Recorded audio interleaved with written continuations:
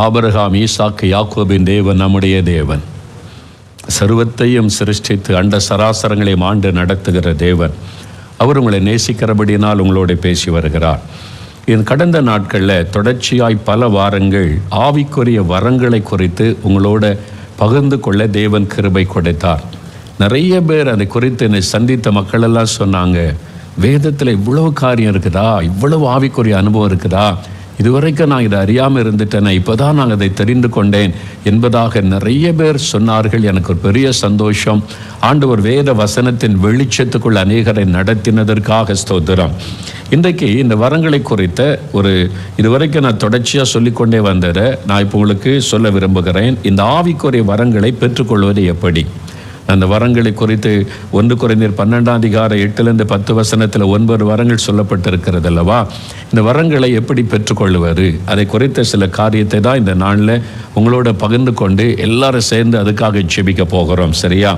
அப்போ இந்த வரங்களை குறித்து பெற்றுக்கொள்ளணும் அப்படின்னு சொன்னால் ஆண்டவருடைய ஏராளமான ஆசீர்வாதங்கள் வேதத்தில் இருக்கிறது. அதில் ஆவிக்குரிய ஆசீர்வாதம் இருக்குது, உலகத்துக்கு அடுத்த ஆசீர்வாதம் இருக்கிறது, சரீரத்திற்கு அடுத்த ஆசீர்வாதம் இருக்கிறது, குடும்பத்துக்கு அடுத்த ஆசீர்வாதம் எல்லா விதத்தில் சொல்லப்பட்டு இருக்கிறது. ஆண்டவர் நமக்கென்று வைத்திருக்கிற ஆசீர்வாதங்கள், நம்மை உண்டாக்கின தேவன் சகலவிதமான ஆசீர்வாதத்தையும் சம்பூரணமாய் கொடுக்கிற தேவன் என்று வேதத்தில் நம்ம பார்க்கிறோம். ஆபிரகாமை சகல காரியத்தில் கர்த்தர் ஆசீர்வதித்து கொண்டு வந்தார் என்று வசனம் சொல்லுகிறது. அப்போ உங்களை தேவன் அப்படித்தான் ஆசீர்வதிக்க விரும்புகிறார். சகலவிதமான ஆசீர்வாதங்கள் ஆண்டவர் கொடுக்க விரும்புகிறார். நம்ம நிறைய உலக ஆசீர்வாதத்தில் தான் அதிக கவனம் செலுத்துகிறோம். குடும்ப ஆசீர்வாதம், சொந்தமாக வீடு வேணும், வாகனம் வேணும், குழந்தைகள் வேணும், சந்ததி வேணும், அப்புறம் பிள்ளைகளுக்கு திருமணம் நடக்கணும், படிக்கணும், நிறைய உலக காரியங்கள், அப்புறம் சரீரத்தில் சுகம் வேணும், வியாதி மாறணும், அது மாதிரி நிறைய காரியங்கள் உலக ஆசீர்வாதம், உலக காரியத்தில் தான் அதிக கவனம் செலுத்துகிறோம். ஆவிக்குரிய ஆசீர்வாதம், ஸ்பிரிச்சுவல் பிளஸிங்ஸ் நிறைய வேதத்தில் சொல்லப்பட்டு இருக்கிறது. ரட்சிக்கப்படுவது, அபிஷேகம் பெறுவது, வரங்களை பெறுவது, ஆண்டவரோடு நடப்பது, தேவனை தரிசிப்பது, தேவனோடு இணைந்து வாழ்வது, எல்லாமே வேதத்தில் நமக்கு சகல ஆசீர்வாதங்களை ஆண்டவர் எழுதி கொடுத்திருக்கிறார். எந்த ஆசீர்வாதத்தையும் பெறுவதற்கு எப்படி பெற்றுக்கொள்வது? இன்றைக்கு ஆவிக்குரிய ஆசீர்வாதங்கள், இந்த வரங்களை எப்படி பெற்றுக்கொள்வது? நிறைய நாங்கள் கற்றுக்கொண்டோம். இந்த மாதிரி வெளிப்பாட்டு வரங்கள், வல்லமை வரங்கள், இது மாதிரி ஆவியின் ஏவுதலால் பேசக்கூடிய வரங்கள் எல்லாம் பார்த்துட்டோம். அது எப்படி பெற்றுக்கொள்வது? என் வாழ்க்கையில் அந்த வரத்தை நான் எப்படி அனுபவிப்பது? அதன் மூலமாக என்ன பிரயோஜனம்? நாம் அதை குறித்து தான் இன்றைக்கி சில காரியத்தை சொல்லி ஜெபிக்க போகிறோம். நான் இதுவரை கற்றுக்கொண்டதை ஞாபகப்படுத்த விரும்புகிறேன். உங்களுக்கு திரும்ப ஞாபகப்படுத்தி ஜெபிக்க போகிறோம். முதலாவது, எந்த ஆசீர்வாதத்தை நீங்கள் பெற விரும்புகிறீங்களோ அதை குறித்து அறிந்து கொள்ள வேண்டும். 1 கொரிந்தியர் 12:1 1 கொரிந்தியர் பைபிள் வச்சிருக்கீங்கல்ல, 1 கொரிந்தியர் 12:1 எடுங்க. அன்றியும் சகோதரரே, ஆவிக்குரிய வரங்களை குறித்து நீங்கள் அறியாதிருக்க எனக்கு மனதில்லை. இப்போ ஆண்டவர் சொல்றாரு, என் பிள்ளைகளே, நான் உங்களுக்கு ஆவிக்குரிய ஆசீர்வாதத்தை வைத்திருக்கிறேன், வரங்களை வைத்திருக்கிறேன், அதை நீங்க அறிந்து கொள்ளணும். அப்ப முதலாவது அறிந்து கொள்ள வேண்டும். ஆண்டவர் நமக்கு வைத்திருக்கிற ஆவிக்குரிய வரங்களை குறித்து அறிந்து கொள்ள வேண்டும். இந்த அறிந்து கொள்ளாத நிலைமை தான் நிறைய பேர் பெற்றுக்கொள்ளாததற்கு காரணம். அதனால முதலாவது அந்த வரங்களை குறித்து அறிந்து கொள்ளணும். அது எங்க சொல்லப்பட்டிருக்கிறது? 1 கொரிந்தியர் 12:8-10 பாருங்க. 1 கொரிந்தியர் 12:8-10 எப்படி எனில், ஒருவனுக்கு ஆவியினாலே ஞானத்தை போதிக்கும் வசனமும், வேறொருவனுக்கு அந்த ஆவியினாலேயே அறிவை உணர்த்தும் வசனமும், வேறு ஒருவனுக்கு அந்த ஆவியினாலேயே விசுவாசமும், வேறு ஒருவனுக்கு அந்த ஆவியினாலேயே குணமாக்கும் வரங்களும், வேறு ஒருவனுக்கு அற்புதங்களை செய்யும் சக்தியும், வேறு ஒருவனுக்கு தீர்க்க தரிசனம் உரைத்தலும், வேறு ஒருவனுக்கு ஆவிகளை பகுத்தறிதலும், வேறு ஒருவனுக்கு பற்பல பாஷைகளை பேசுதலும், வேறு ஒருவனுக்கு பாஷைகளை வியாக்கியானம் பண்ணுதலும் அளிக்கப்படுகிறது. 9 வரங்கள், ஆவிக்குரிய வரங்கள் இந்த இடத்துல சொல்லப்பட்டிருக்கிற காரியம்.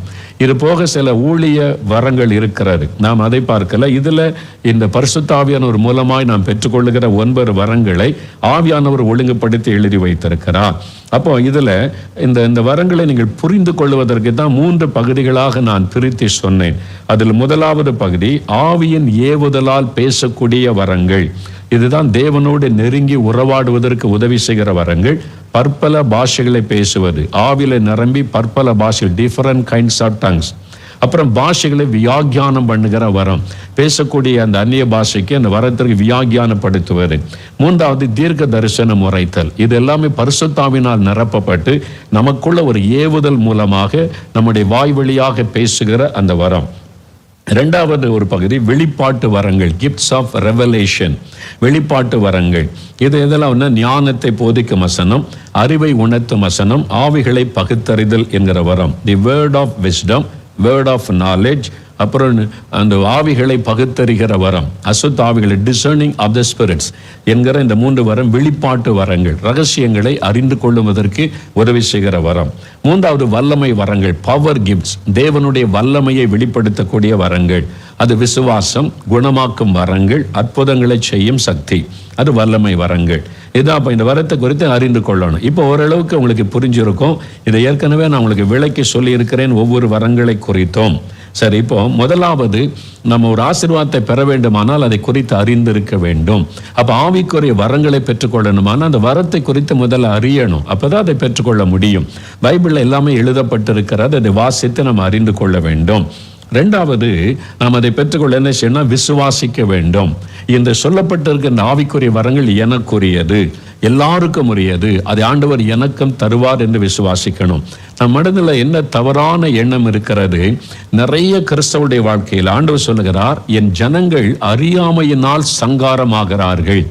அதாவது அவங்களுக்கு தெரியாததுனால என் ஜனங்கள் சங்காரமாகறாங்க, ஆசீர்வாதத்தை பெறாமல் இருக்கிறாங்க. என்ன, நமக்கு பைபிளில் உள்ள ஒவ்வொரு ஆசீர்வாதமும் நமக்குரியது என்பதை அறிந்து கொள்ளணும். நம்ம என்ன நினைக்கிறோம்? வரம் வல்லமைன்னு சொன்னால் அதெல்லாம் ஊழியக்காரங்களுக்கு, இயேசுவை மேடையில் பிரசங்கம் பண்ணுறவங்களுக்கு, பாஸ்டர்மார்களுக்கு, போதகர்களுக்கு, ஊழியம் செய்கிறவங்களுக்கு தான் இந்த வரம் வல்லமை எல்லாம். இது ஒரு தவறான எண்ணம். நம்ம பைபிளை சரியாக அறிந்து கொள்ளாதனால தான் நம்ம இந்த அறியாமைக்குள்ளே நம்ம கட்டப்பட்டு இருக்கிறோம். அதனால தான் இந்த வல்லமை வரங்களை எல்லாம் பெற்றுக்கொள்ளாம ஒரு வல்லமில்லாத கிறிஸ்தவ வாழ்க்கை வாழுகிறோம். உப்புச்சப்பில்லாத வாழ்க்கைன்னு சொல்லுவாங்க பாருங்க. இந்த வல்லமை வரத்தெல்லாம் நீங்க பெற்றுக்கொண்டீங்கன்னா கிறிஸ்தவ வாழ்க்கை ஒரு இன்ட்ரெஸ்டிங், ஒரு மகிமையான வாழ்க்கை, சந்தோஷமான வாழ்க்கையா மாறிடும். அதனால நீங்க இதை அறிந்து கொள்ள வேண்டும்.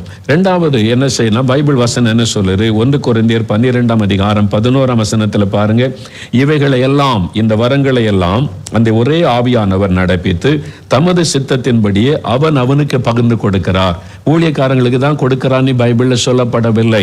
இந்த 1 கொரிந்தியர் நிருபம் விசுவாசிகளுக்கு எழுதப்பட்ட நிருபம், அதனால ஊழியர்களுக்கு எழுதப்பட்ட நிருபம் அல்ல. அப்ப இயேசுவை விசுவாசித்து அவருடைய ரத்தத்தினால கழுவப்பட்டு அவருடைய பிள்ளைகளாய் வருகிற எல்லாரும் இந்த வரத்தை பெற்றுக்கொள்ள முடியும். இது எல்லாருக்கும் உரியது. முதல்ல அதை விளங்கி கொள்ள வேண்டும்.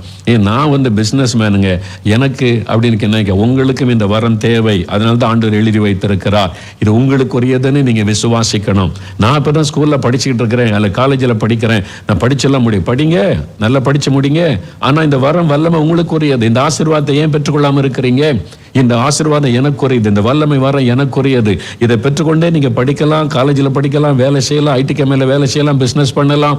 இந்த வல்லமை வரங்களை பெற்றுக்கொண்டு நம்ம வாழணும் என்பது ஆண்டவருடைய விருப்பம். இந்த வல்லமை வரங்களை பெற்றுக்கொண்டா எல்லாத்தையும் விட்டுட்டு ஊழியத்துக்கு போகணும் என்பது காரியம் அல்ல. நிறைய பேர் தவறாக நம்ம புரிந்து கொள்ளுகிறதுனால தேவனுடைய ஆசீர்வாதத்தை இழந்து போனோம். இது என்னை போல சுவிசேஷர்களுக்கு மட்டுமல்ல, பாஸ்டர்மார்களுக்கு மட்டுமல்ல, ஊழியர்களுக்கு மட்டுமல்ல, நீங்க குடும்பஸ்தரியாக இருந்தாலும், பிசினஸ் மேனா இருந்தாலும், பேங்க்ல வேலை செய்தாலும், ஸ்டூடெண்டா இருந்தாலும் நீங்களும் இந்த வரங்களை பெற்றுக்கொள்ள முடியும். இது உங்களுக்கும் உரியது. முதல்ல அதை நீங்க விசுவாசியுங்கள். இது எல்லாருக்கும் உரியது என்பதை நம்ம விசுவாசிக்கணும். தேவன் தம்முடைய சித்தத்தின்படி இதை பகிர்ந்து கொடுக்கிறார் என்று வசனம் சொல்லுகிறது. இது எனக்குரியது, எனக்கு இந்த வரம் எனக்காகத்தான் ஆண்டவர் எழுதி வைத்திருக்கிறார், நானும் இதை பெற்றுக்கொள்ள முடியும் என்று நீங்கள் விசுவாசிக்கணும். ரெண்டாவது, அப்போ ரொம்ப முக்கியம். இன்னைக்கு விசுவாசிக்கிறீங்களா? ஆண்டவர் இந்த எதுக்கு இவ்வளவு விளக்கமா இத்தனை வாரம் உங்களோட பேசினார்? இதை நீங்க பெற்றுக்கொள்ளணும், இது உங்களுக்கு ஒரு ஆசீர்வாதம் என்றுதான் ஆண்டவர் பேசுகிறார். ஏன்னா எழுப்புதல் காலத்துல தேவன் இப்ப முழு நேரமா ஊழியத்தில் இருக்கிறவங்களை மாத்திரம் அல்ல, ஆண்டவர் ஒவ்வொரு தேவ பிள்ளைகளையும் பயன்படுத்த போகிறார். சின்ன குட்டி பிள்ளைகளை பயன்படுத்த போகிறார், வாலிபர்களை பயன்படுத்த போகிறார், ஆண்களை, பெண்களை எல்லாரையும் பயன்படுத்த போகிறார், ஐடி கம்பெனியில் வேலை செய்யறவங்களை பயன்படுத்த போகிறார், பிசினஸ் பண்றவங்களை பயன்படுத்த போகிறார். எல்லாரையும் எழுப்புதல் திட்டத்தில் தேவன் பயன்படுத்த போகிறார். என சீக்கிரத்தில் எழுப்புதல் வரப்போகிறது. அதனால் தான் தேவன் உங்களை ஆயத்தப்படுத்துகிறார். உங்களை எழுப்புதல் காலத்தில் வல்லமே பயன்படுத்துவார். இன்னொரு ரகசியம் சொல்லட்டுமா? எங்களை போல டிவியில எல்லாம் பிரபலமாகி மேடையில் பிரசங்கம் பண்ணுகிற நீங்க சொல்றீங்க பெரிய ஊழியக்காரன், நாங்க சொல்லல, நாங்க சாதாரண கர்த்தருடைய வேலைக்காரங்க. நீங்க அப்படி நினைக்கிற அந்த ஊழியர்களை விட படித்து கொண்டிருக்கிற, வேலை செய்து கொண்டு ஆண்டவருடைய நாமத்தை அறிவிக்கிற, சுவிசேஷம் சொல்லுகிற சாதாரண மக்களை கொண்டுதான் தேவன் பலத்தை பெரிய பெரிய அற்புதங்களை செய்ய போகிறார். நீங்க அதை பார்க்க போறீங்க. அப்படின்னா என்ன அர்த்தம்? உங்களை கொண்டுதான் பெரிய அற்புதங்களை ஆண்டவர் செய்ய போகிறார்.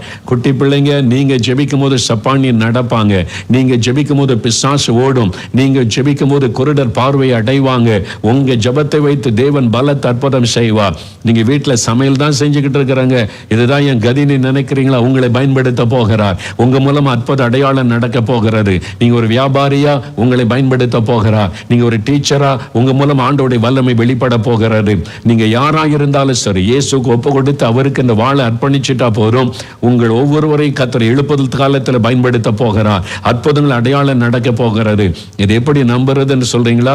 அதுதான் ஒவ்வொரு ஜெபிக்கலவாங்க நிகழ்ச்சியில நான் வாசிக்கிற சாட்சிகள் தான் ஆதாரம். நீங்க நல்லா அறிந்து கொள்ளுங்க. நிறைய அற்புத சாட்சிகளை கேட்டீங்களே, நான் யாருக்காகவும் ஜெபிக்கல. திறப்பின் வாசல் ஜெப நாள்ல மட்டும்தான் நான் ஜெபிக்கிறேன். மற்ற எல்லா நாளும் அவங்கவங்க ஜெபம் பண்ணி அற்புதம் பெற்றுக்கொண்டாங்க. சின்ன குழந்தைகள் ஜெபம் பண்ணி சுகமாகி இருக்கிறது, சின்ன பிள்ளைகள் ஜெபம் பண்ணி பிசாசு போய் இருக்கிறது. நீங்க ஜெபம் பண்ணி உங்களுடைய சரீரத்தில் கட்டி மறைந்தது, நீங்க ஜெபம் பண்ணி உங்களுடைய சரீரத்தில் இந்த பலவருடைய வியாதி விலகினது.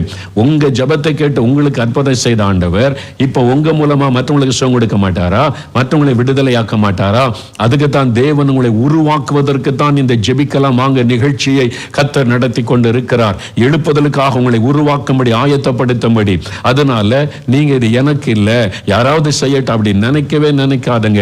உங்களை பயன்படுத்த போகிறார். அதனால உங்களுடைய படிப்பு பாதிக்கப்படாது, வேலை பாதிக்கப்படாது, பிசினஸ் பாதிக்கப்படாது, குடும்பம் பாதிக்கப்படாது. முன்னால விட சந்தோஷமா இருப்பீங்க, ஆசீர்வாதமா இருப்பீங்க. அதனால நீங்க விசுவாசிங்க. இந்த வரம் எனக்குரியது, என்னையும் ஆண்டவர் பயன்படுத்தணும், என் மூலமாக இயேசுவின் நாமம் மகிமைப்படணும், என்னை கொண்டு ஆண்டவர் அற்புத அடையாளம் செய்யணும். இந்த வரம் எனக்குரிய, இந்த வரங்கள் எனக்கு வேணும். நீங்க விசுவாசிங்க, உங்களுக்குரியது என்று நீங்க விசுவாசிங்க. சரியா? அப்ப முதல்ல நீங்க அறிந்து கொண்டீங்க, இப்ப நீங்க விசுவாசிக்கணும், விசுவாசிக்கிறீங்க. மூன்றாவது என்னவென்றால், 1 கொரிந்தியர் 14:1 சொல்லுகிறது, அன்பை நாடுங்கள், ஞான வரங்களை விரும்புங்கள், விசேஷமாய் தீர்க்கதரிசன வரத்தை விரும்புங்கள். முதல்ல நீங்க அறிந்து கொள்ளணும், இரண்டாவது விசுவாசிக்கணும், உங்களுக்குரியது. இந்த ஆசீர்வாதம், இந்த வரங்கள் எனக்குத்தான், எனக்காகத்தான் ஆண்டவர் இதை வாக்கு பண்ணி இருக்கிறார் என்று விசுவாசிங்க. மூன்றாவது, அதை விரும்ப வேண்டும். நீங்க எதை விரும்பி கேட்பீங்களோ ஆண்டவர் தருவார். நிறைய பேர் உலக ஆசீர்வாதத்தை விரும்புகிறோம், ஆவிக்குரிய ஆசீர்வாதத்தை ஏன் விரும்பக்கூடாது? நிறைய மார்க் வாங்கணும் விரும்புறீங்கல்ல, நல்லது, தப்பு கிடையாது. நான் பிசினஸ் அப்படி ஆசீர்வதிக்கப்படணும், பெருகணும் விரும்புறீங்கல்ல, ப்ரொமோஷன் வரணும் அப்படிலாம் விரும்புறீங்கல்ல, ஒரு நல்ல வீடு கட்டணும், ஒரு கார் வாங்கணும் விரும்புறீங்கல்ல, தப்பு கிடையாது. அதெல்லாம் ஆண்டவர் செய்யறாருல்ல. ஒரு உலக காரியத்தை அப்படி விரும்புற நீங்க ஆவிக்குரிய காரியத்தை விரும்புறீங்களா? இந்த வரம் எனக்கு வேணும், ஆண்டவர் இந்த வல்லமை எனக்கு வேணும், நானும் ஆண்டவருக்கு இப்படி சாட்சியா இருக்கணும். நிறைய பேர் வரம் பெற்றதா நார்மல் வாழ்க்கை வாழ முடியாதுன்னு நினைக்கிறீங்க. அதுவே தவறு. இந்த தவறான எண்ணம் தான் நம்மளை பாழாக்கி விட்டது கிறிஸ்தவர்களை. ஏன்னா வசனத்தை நம்ம சரியா விளங்கி கொள்ளல, வசனம் நமக்கு தெரியாமல் போனதுனால தப்பான எண்ணம் கொண்டு ஆசீர்வாதத்தை இழந்து இருக்கிறோம். நீங்க வரம் பெற்று வல்லமை பெற்று இருந்தா நீங்க நார்மல் வாழ்க்கை வாழ முடியாத, குடும்பமா வாழலாம், படிக்கலாம், வேலை செய்யலாம், பிசினஸ் பண்ணலாம், எல்லாம். அதுக்கு மத்தியில நீங்கள் தேவனுக்கு சாட்சியா இருப்பீங்க, கர்த்தருடைய வல்லமை வெளிப்படுத்துவீங்க. அதை அறிந்து கொள்ளுங்கள். அதனால நீங்க உடனே முழு நேர ஊழியத்துக்கு வரணும்னு அவசியம் கிடையாது. அது ஆண்டவர் அழைச்சா நீங்க வருவீங்க, அது கர்த்தருடைய காரியம். இந்த வரம் பெற்றது ஆண்டவர் ஊழியத்துக்கு அழைச்சிருவார் கிடையவே கிடையாது. அறிந்து கொள்ளுங்க, நீங்க இருக்கிற இடத்துல சாட்சியா இருப்பீங்க, நீங்க பிசினஸ்ல நீங்க சாட்சியா எழுமி நிற்பீங்க. அரசியல கூட கர்த்தருடைய பிள்ளைகள் இருக்கணும். நீங்க ஒரு கட்சியில இருக்கிறீங்க, அரசியல் இருக்கிறீங்களா, அதுல உண்மையா இருங்க, நல்ல நேர்மையான அரசியல்வாதியா இருங்க, அதுல வரம் பெற்ற வல்லமை பெற்றவங்களா இருங்க, அபிஷேகம் பெற்றவங்களா இருங்க, ஆவில நிரம்பி ஜெபிங்க. நீங்க மினிஸ்டர் ஆக போறீங்களா, கர்த்தருக்கு ஸ்தோத்திரம். நீங்க எந்த கட்சியில இருக்கிறீங்கன்றது நமக்கு பிரச்சனை இல்லை, அதுல உண்மையா இருங்க. எல்லாமே ஒவ்வொரு கட்சிகள், எல்லா கட்சியிலையும் கர்த்தருடைய பிள்ளைகள் இருக்கிறாங்க, ரட்சிக்கப்பட்டவங்க இருக்கிறாங்க, என்னிடத்துல ஜெபிக்க வருவாங்க. நான் யாரையும் கட்சி மாற சொல்லுவது இல்லை. அதனால இருக்கிற இடத்துல இருங்க, அங்க சாட்சியா இருங்க. என் பிஜேபி கட்சியில உள்ளவங்க என்கிட்ட ஜெபிச்சிருக்கிறாங்க, ஐயா அவங்க நான் இருக்கலாமான்னு கேட்டாங்க. நீங்க எப்படி இருந்தீங்க? நான் இது விரும்பின இருக்கேன். அது ஒரு கட்சி, இருங்க, தப்பு இல்லை, நீங்க இருங்க, அதுல சாட்சியா இருங்க, அதுல இயேசுவை மகிமைப்படுத்துங்க. அங்க ஆண்டவருக்கு சாட்சியா இருக்குதான் உங்களை வைத்திருக்கிறார். அது ஒரு கட்சி, அவ்வளவுதான். நீங்க மத அமைப்புல இல்ல, மத தீவிரவாத அமைப்புல இல்ல, ஒரு கட்சி, அவ்வளவுதான். அதனால நான் சொல்றது, உங்களை நீங்க அரசியல்ல கூட எழுப்பி சாட்சியா நிக்கணும். நீங்க எம்எல்ஏ ஆகிற வாய்ப்பு இருந்தா ஆகுங்க. லஞ்சம் வாங்காத சுத்தமான அரசியல்வாதிய சாட்சியா வாழ்ந்து காண்பீங்க. அதுக்குதான் கத்தரங்க கொண்டு போறாரு. எல்லா இடத்திலும் ஆண்டவர் வச்சிருக்கிறார்ல. காவல்துறையில இருக்கிறீங்களா, அங்க சாட்சியா இருங்க. எத்தனையோ பேர் இருக்காங்க எனக்கு தெரியும், அரசியல்வாதியில சாட்சியா இருக்கிறவங்க இருக்கிறாங்க, காவல்துறையில இருக்கிறாங்க, நீதித்துறையில இருக்கிறாங்க, விவசாய பிசினஸ்ல இருக்க, எல்லா துறையிலும் கத்தருடைய பிள்ளைகள் இருக்கணும். எல்லா துறையில நீங்க உடனே வெளியே வந்துடணும், அதை விட்டுட்டு வந்துடணும் சொல்லவே மாட்டேன். அங்கேயே சாட்சியா நீங்க இருக்கணும். அங்கேயே ஆண்டவருடைய வல்லமைக்கு நீங்க சாட்சியா இருக்கணும். அங்க உங்க மூலமா வல்லமை வெளிப்படணும். அதுதான் ஆண்டவர் விரும்புகிறார். அங்க இருந்து இயேசுடைய வல்லமை வெளிப்படுத்துங்க. இயேசுவின் நாமத்தை எல்லாருக்கும் வெளிப்படுத்தி காண்பீங்க. வரம் பெற்றவங்களா, வல்லமை பெற்றவங்களா இருங்க. கர்த்தர் அப்படி செய்வார். பாம்பே சினிமா துறை வேர்ல்டு லெவல்ல இன்னைக்கு பிரபலமானது. அங்க ஒரு பிரபலமான காமெடி சினிமா நடிகர், ரொம்ப பிரபலமான, ரட்சிக்கப்பட்டு விட்டார். ரட்சிக்கப்பட்டதில் பரிசுத்தாவில் நிரப்பப்பட்டு வரங்களை பெற்றுக்கொண்டார். அவர் போய் பல இடத்துல இயேசுவை பற்றி பிரசங்கம் பண்ணுகிறார். முதல்ல நினைச்சாரா இதில் விட்டு போயிடணும்னு சொல்லி விலகி இருந்தார். ஆண்டவர் சொன்னார், நீ விலகி போயிட்டா அதுக்குள்ள இருக்கிற ஆளுக்கு என்னை பற்றி யார் சொல்லுவா? இது வேண்டாம், நீ வெளியே போயிட்டா என்னை பற்றி யார் சொல்லுவா? நீ வெளியே வந்த உடனே எப்படி கேட்பாங்க? நீ உள்ள இருந்து என்னை மகிமைப்படுத்துன்னு சொன்னார். இன்னைக்கு உள்ள இருக்கிறார், சாட்சியா இருக்கிறார், பரிசுத்தமா இருக்கிறார். பிரபலமான நடிகர்கள் அவர்கிட்ட ஜெபிக்க வர்றாங்க. அவங்களுக்கு எல்லாம் இயேசுவை பற்றி சொல்லி ஜெபம் பண்ணுகிறார். அற்புதம் நடக்கிறது. தெரியுமா உங்களுக்கு? இதெல்லாம் நடந்து கொண்டு இருக்கிற விஷயம். அப்ப ஆண்டவர் சொல்றாரு, அங்கங்க சாட்சியா எழுமுங்க, அங்கங்க வல்லமை பெற்று எழுமுங்க. நீங்க அபிஷேகம் பெற்று வரம் பெற்றுட்டா எல்லாத்தையும் விட்டுட்டு ஊழியத்துக்கு வரணும்னு அவசியம் கிடையாது. அங்கிருந்து கொண்டே ஊழியம் செய்யுங்க, அங்கிருந்து கொண்டே சாட்சியா இருங்க, அங்கிருந்து இயேசுக்கு நீங்க பிரகாசித்து ஆண்டவருடைய மகிமை விளங்க பண்ணுங்க. அதனால எல்லாருக்குமே இந்த வரம் அவசியம். முதல்ல அதை உணருங்க. இதைத்தான் வேதம் சொல்லுகிறது, பைபிள் சொல்லுகிறது. எல்லாருக்கும் உரியது இந்த வரம், வல்லமைகள். அதனால நீங்க அதை பெற்றுக்கொண்டு சாட்சியா இருக்க வேண்டும். சகோதரர் டிஜிஎஸ் தினகரன் நமக்கு தெரியும், இந்தியா முழுதும் சுவிசேஷத்தை கொண்டு போனாங்க. இந்தியாவில் இயேசுவின் நாமம் அரசியல்வாதிகள் மத்தியிலும் மகிமைப்பட்டதற்கு, கிறிஸ்தவங்களுக்கு ஒரு மரியாதை கிடைத்ததற்கு முக்கிய காரணம் பிரதர் டிஜிஎஸ் தினகரன். அவங்க வட இந்தியாவுக்கு போன லட்சக்கணக்கான மக்கள் கூடி அற்புத அடையாளங்களை பெற்றுக்கொண்டாங்க. அவங்க அவர் வரம் பெற்ற உடனே பேங்க் வேலையை விட்டுட்டு வந்துட்டாங்களா? பேங்க் வேலையில இருந்தாங்க பல வருஷம். அந்த வேலையில அவங்க பொறுப்பா இருந்து கொண்டே ஊழியத்தை செய்து ஆண்டவரை மகிமைப்படுத்தினாங்க. அதனால டாப் லெவல்ல இருக்கிற மக்கள் எல்லாம் இயேசு அறிந்து கொள்ள முடிந்தது. பிரபலமானவங்க, அதிகாரிகள் எல்லாம் இயேசு அறிந்து கொள்ள முடிந்தது. ஆண்டவர் வரம் கொடுத்துட்டாரு, நான் வேலையை விட்டு போறேன்னு வரல. குறிப்பிட்ட காலம் வரைக்கும் ஆண்டவர் வச்சு ஏற்ற வேலையில தேவன் வெளியே கொண்டு வந்தார். அது வரைக்கும் அவங்க அங்கதான் சாட்சியா இருந்தாங்க. அதனால இந்திய அளவுல இயேசு நாம மகிமைப்பட்டது, உயர்த்தப்பட்டது. அதுதான் ஆண்டவர் விரும்புகிறார். எங்க இருக்கீங்களோ அங்க சாட்சியா இருங்க. எங்க இருக்கீங்களோ இயேசுக்காய் பிரகாசிங்க. அங்க பிரகாசிக்க உங்களுக்கு வரம் வேணும், வல்லமை வேணும். நீங்க ஸ்கூல்ல இயேசுவின் வல்லமை வெளிப்படுத்த உங்களுக்கு வரங்கள் வேணும். உங்க காலேஜில் இயேசுடைய மகிமையை நீங்க விளங்க பண்ண உங்களுக்கு இந்த வல்லமை வரங்கள் அவசியம். அதுதான் ஆண்டவருடைய வசனம் சொல்லுது. அதுதான் எல்லாருக்கும் ஆண்டவர் பகிர்ந்து கொடுக்கிறார். விசுவாசிகளுக்கு தான் அது எழுதப்பட்டது. நீங்க பெற்றுக்கொள்ள முடியும். முதல்ல அதை விசுவாசியுங்கள்.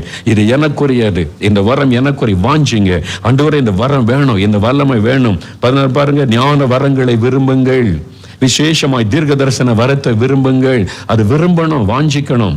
ஆங்கிலத்தில் சொல்லப்படுகிற covet the spiritual gifts. அதை நீங்க ரொம்ப இச்சிக்கணுமா, அதாவது அந்த அளவுக்கு தேடணும். இந்த வரம் எனக்கு வேணும், இந்த வல்லமை எனக்கு வேணும், நான் இயேசுக்கு சாட்சியா இருக்கணும், இயேசுவை மகிமைப்படுத்தணும், அதுக்கு இந்த வரம் எனக்கு வேணும், அப்படி வாஞ்சிக்கணுமா. அந்த அளவுக்கு ஆவியானவர் எழுதி வச்சிருக்கிறாருங்க. நாம இதுக்கு கவனம் செலுத்தாம போயிட்டோம். வெறும் உலக காரியத்தை மட்டுமே தேடும். இயேசு பணம் தருவாரு, பணக்காரன் ஆக்குவாரு, அது தருவார், அதெல்லாம் தர உண்மைதான். அது உலக ஆசீர்வாதம். எல்லா ஆசீர்வாதத்தை நமக்கு தருகிற தேவன் ஆவிக்குரிய ஆசீர்வாதத்தை முக்கியமா கருதுங்க. ஆவிக்குரிய ஆசீர்வாதம் எவ்வளவு பெறுவீங்களோ அவ்வளவு உலக நன்மைகள் உங்களை தேடி வரும். அதான் சொல்லப்படுது, உன் ஆத்மா வாழ்கிறது போல நீ லாபத்தில் வாழ்ந்து சுகமாயிருக்கும்படி விரும்புகிறேன். சரியா? அப்போ முதல்ல நீங்க அதை அறிந்து கொள்ளணும்.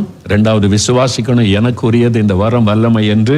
மூன்றாவது அதை வாஞ்சிக்கணும், விரும்பணும். ஆண்டவரே இந்த வரம் எனக்கு வேணும், இந்த வல்லமை வேண்டும்னு சொல்லி நீங்க விரும்பணும். நான்காவது கேட்கணும். லூக்கா 11:13 பாருங்களேன். பைபிளை திருப்புங்க. லூக்கா 11:13 இயேசு ஒரு காரியம் சொல்றார். பரிசுத்தாவின் அபிஷேகத்தை பெற என்ன பண்ணணும்? அதுதான் முதல் வரங்களை பெறுவதற்கு முதலாவது ஸ்டெப் ரட்சிக்கப்படணும். அடுத்தது பரிசுத்தாவினால் நிரப்பப்படணும். லூக்கா 11:13 இயேசு சொல்றார் பாருங்க. வசனத்தை திரும்புங்க. புதிய ஏற்பாடுல 98வது பக்கம், லூக்கா 11:13. பொல்லாதவளாகிய நீங்கள் உங்கள் பிள்ளைகளுக்கு நல்ல ஈவுகளை கொடுக்க அறிந்திருக்கும் போது பரமபிதாவானவர் தம்மிடத்தில் வேண்டிக் கொள்ளுகிறவர்களுக்கு பரிசுத்த ஆவியை கொடுப்பது அதிக நிச்சயம் அல்லவா? அப்ப யாருக்கு ஆண்டவர் தருவாராம் பரிசுத்தாவின் அபிஷேகம்? வேண்டிக் கொள்ளுகிறவர்களுக்கு. பிதாவே, தகப்பனே, உம்மிடத்தில் இருக்கிற அந்த ஆவிக்குரிய ஆசீர்வாதம் எனக்கு வேணும், அபிஷேகம் எனக்கு வேணும் அப்படின்னு வேண்டிக் கொள்ளுகிறவர்களுக்கு ஆண்டவர் கொடுப்பாராம்.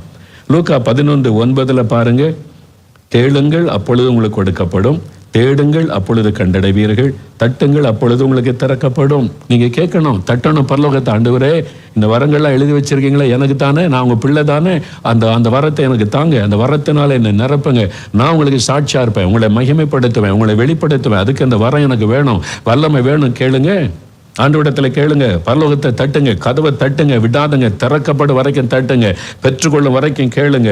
அதான் ஆண்டவர் சொல்லி இருக்கிறாரு. இதுல நம்ம அறிந்து கொள்ள வேண்டிய இன்னொரு முக்கியமான விஷயம், யார் இந்த வரத்தை தருவா? இந்த வரத்தை யாரிடத்துல இருந்து பெற்றுக்கொள்ளலாம்? அதனால அறிந்து கொள்ள வேண்டிய முக்கியமான விஷயம் இல்லை. லூக்கா 3:16 பாருங்களேன். யோவான் ஸ்நானகன் ஒரு காரியம் சொல்றார். அவர் தான் இயேசுக்கு முன்னோடியாக வந்த ஒரு தீர்க்கதரிசி, வழி ஆயத்தப்படுத்தினவர். லூக்கா 3:16 அவர் சொல்றாரு. என்ன சொல்றான்னு வாசி பாருங்க. யோவான் எல்லாருக்கும் பிரதியுத்தரமாக, அவருக்கு நீங்க யாரையா, நீங்க தான் அந்த மேசியாவா, இந்த கிறிஸ்துவார்னு அவர் சொல்றாரு. எல்லாருக்கும் பிரதியுத்தரமாக, நான் ஜலத்தினால் உங்களுக்கு ஞானஸ்நானம் கொடுக்கிறேன், என்னிலும் வல்லவர் ஒருவர் வருகிறார், எனக்கு பின்னால் ஒருத்தர் வர்றாரு, அவருடைய பாதரட்சைகளின் வாரை அவிழ்க்கிறதற்கும் நான் பாத்திரன் அல்ல, அவர் பரிசுத்த ஆவியினாலும் அக்கினியினாலும் உங்களுக்கு ஞானஸ்நானம் கொடுப்பார். இயேசு அவர் தான் உங்களுக்கு பரிசுத்த ஆவியினாலும் அக்கினியினாலும் ஞான ஸ்நானம் கொடுப்பார். அவர் உங்களை பரிசுத்த ஆவியினால் நிரப்புவார், அக்கினியினால் உங்களை நிரப்புவார் என்பதாக சொல்லுகிறார். அப்போ அந்த பரிசுத்தாவின் அபிஷேகம், அந்த வல்லமை, அந்த அக்னி நமக்குள்ள எப்படி வரும்? இயேசுதான் அதை கொடுக்க முடியும். நல்லா அறிந்து கொள்ளுங்க. எந்த ஊழியக்காரனும் தர முடியாது. முதல்ல அதை மனதில் பதித்து கொள்ளணும். எந்த ஊழியக்காரனாவது நான் உங்களுக்கு வரம் தர்றேன், வல்லமை தர்றேன், எத்தனை வர வேணுமே அதெல்லாம் நான் உங்களுக்கு தரப்போறேன்னு சொல்லி அழைப்பு கொடுத்தா நம்பாதங்க, ஏற்றுக்கொள்ளாதங்க. அது வஞ்சிக்கிற ஆவி என்பதை அறிந்து கொள்ளுங்க. வசனம் தெளிவா சொல்லுது, இயேசு கிறிஸ்து தான் பரிசுத்தாவினால் அக்னியினால ஞானஸ்தானம் கொடுக்கிறவர், அவர் தான் அந்த வரத்தை தருகிறவர். முதல்ல தெளிவா அறிந்து கொள்ளணும். இரண்டாவது இன்னொரு காரியம் பாருங்க. 1 கொரிந்தியர் 12:11 பாருங்க. 1 கொரிந்தியர் 12:11 பாருங்க. இவைகளை எல்லாம், இந்த வரங்களை எல்லாம் அந்த ஒரே ஆவியானவர் நடப்பித்து தமது சித்தத்தின்படியே அவனவனுக்கு அந்த வரங்களை பகிர்ந்து கொடுக்கிறார். இரண்டாவது பரிசுத்த ஆவியானவர். இயேசு கிறிஸ்து மூலமா தான் அந்த அபிஷேகத்தை நம்ம பெற்றுக்கொள்கிறோம். அந்த ஆவியானவர் தான் வரங்களை பகிர்ந்து கொடுக்கிறார். ஒருத்தருக்கு 1 வரம், ஒருத்தருக்கு 2 வரம், இவருக்கு இந்த வரம், அவருக்கு அந்த வரம். சிலருக்கு தீர்க்க தரிசன வரம் இருக்கும், சிலருக்கு சுகமளிக்கிற வரம் செயல்படும், சிலருக்கு பற்பல பாஷைகளை பேசுகிற வரம், சிலருக்கு 2-3 வரங்கள் இணைந்து கிடைக்கும். அது ஆவியானவர் பகிர்ந்து கொடுக்கிறவர். அப்போ இயேசு கிறிஸ்து 2வது ஆவியானவர், அந்த பரிசுத்தாவினால் நிரப்பப்பட்டு அவர் மூலமாக அந்த வரம் நமக்குள்ளே அது கிரியை செய்ய ஆரம்பிக்கும் ஆவியானவர். இன்னொரு வசனம் வாசிங்க. யாக்கோபு 1:17 என்ன சொல்லப்பட்டிருக்கிறது? யாக்கோபு 1:17 பைபிள பாருங்க. புதிய ஏற்பாடுல 312வது பக்கம். நன்மையான எந்த ஈவும் பூரணமான எந்த வரமும் பரத்திலிருந்து உண்டாகி ஜோதிகளின் பிதாவினிடத்திலிருந்து இறங்கி வருகிறது. அவரிடத்தில் யாதொரு மாறுதலும் யாதொரு வேற்றுமையின் நிழலும் இல்லை. நன்மையான எந்த ஈவும் பூரணமான எந்த வரமும் பரத்திலிருந்து உண்டாகி ஜோதிகளின் பிதாவினிடத்திலிருந்து இறங்கி வருகிறது.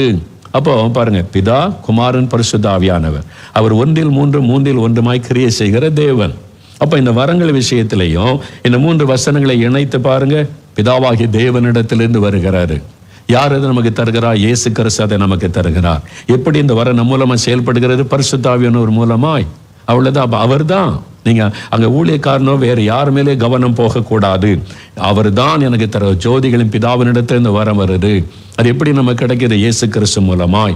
எப்படி இந்த வரம் செயல்படுகிறது? பரிசுத்த ஆவியானவருடைய மூலமாய் வரம் செயல்படுகிறது. அதை தெளிவாக அறிந்து கொள்ளணும். சங்கீதம் 68:18 நீங்க பார்த்தீங்கன்னா பழைய ஏற்பாட்டிலேயே அதை குறித்து ஒரு வார்த்தை எழுதப்பட்டிருக்கிற பாருங்க. சங்கீதம் 68:18 பாருங்க. பழைய ஏற்பாட்டில் 710வது பக்கம்.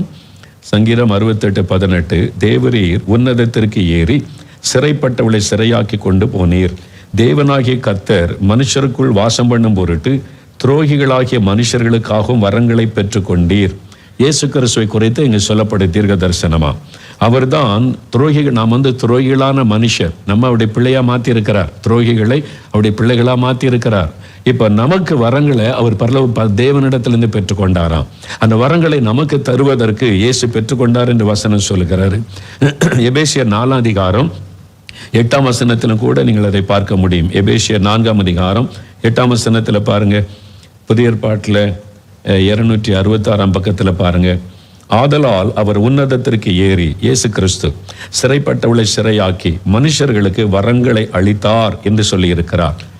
மனுஷர்களுக்கு வரங்களை அளிக்கிறவர் இயேசு கிறிஸ்து. வசனம் தெளிவா சொல்லுது. அதனால இதை தாண்டி வேற ஏதாவது எதை குறித்து சொன்னாலும் நம்பாதங்க. நீங்க வசனத்துல சரியா இருந்தீங்கன்னா யாரும் உங்களை ஏமாற்ற முடியாது. இந்த ஊழியக்காரன் வேஷத்தை தரித்து கொண்டு வந்த கள்ளர்களும் அந்த கொள்ளை அதாவது ஓநாய்களும் கள்ளத்தனமாக வருகிற கள்ள போதகர்களும் ஏமாத்த நீங்க வசனத்துல ஸ்ட்ராங்கா இருங்க. பைபிளை நல்லா அறிந்து கொள்ளுங்க. அதுக்கு தான் இதெல்லாம் ஆண்டவர் உங்களுக்கு சொல்லி கொடுக்கும்படி கட்டளையிட்டா. சரியா? அப்போ என் பிதாவானவர் அவரிடத்திலிருந்து வரம் வருது. இயேசு கிறிஸ்து அவர் தான் அந்த வரங்களை பெற்று நமக்கு தருகிறார். பரிசுத்த ஆவியானவர் அவர் தான் நமக்குள்ள வரங்களை இயக்குகிறவர். அதனால அவரை மட்டும் சார்ந்து கொள்ளுங்க. அதனால அப்போ மற்ற ஊழியக்காரங்க நீங்க எல்லாம் ஜெபிக்கிறீங்க, கவனிங்க. அதுதான் உங்களுக்கு இப்ப சொல்ல போகிறேன்.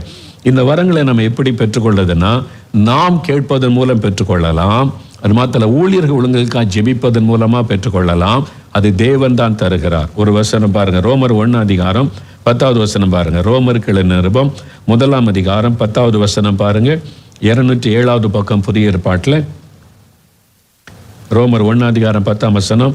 நீங்கள் ஸ்திரப்படுவதற்காக ஆவிக்குரிய சில வரங்களை உங்களுக்கு கொடுக்கும்படிக்கும் நான் உங்களுக்காக வேண்டிக் கொள்கிறேன் அப்படின்னு ரோமாபுரியில் இருக்கிற தேவ பிள்ளைகளுக்கு பவுல் சொல்றார்.